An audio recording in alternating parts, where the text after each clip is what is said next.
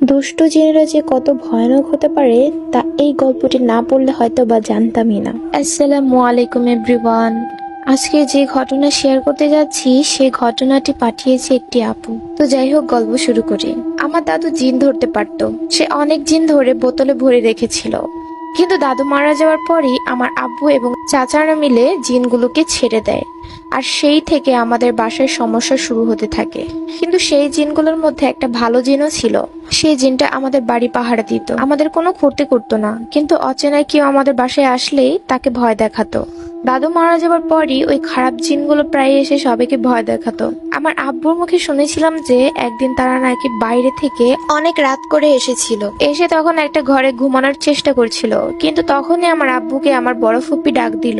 আব্বু বের হওয়ার আগে খেয়াল করেছিল যে আমার বড় ফুপ্পির চোখ রক্তের মতো লাল হয়ে আছে, আর ফুপ্পি জানালার গ্রিলের ভিতর দিয়ে মাথা ঢুকিয়ে দিয়েছে। আব্বু সেই দৃশ্যটা দেখে একটা চিল্লানি দিয়ে অজ্ঞান হয়ে পড়ে গিয়েছিল। তারপর আব্বুকে অনেক ঝাড়ফুঁক করে ভালো করা হয়েছে। তারপর অনেকদিন কিছু হয়নি, কিন্তু একদিন আমার পরিবারের সবাই একসাথে হলাম। তাই আমরা ছোটরা ঠিক করলাম যে আমরা সবাই মিলে রাত জাগবো। তাই আমরা রাত জেগে সবাই মিলে গল্প করছি। অনেকক্ষণ পরে সবাই মিলে ঠিক করলাম যে বাইরে গিয়ে চিপস কিনে আনবো। তাই সবাই বের হলাম। আমি সবার পিছনে ছিলাম। আমি আবার এসব জিন ভূতের ভয় পাই না। আমি যখন হাঁটছিলাম আমার মনে হচ্ছিল যে আমার পিছনে কেউ আছে।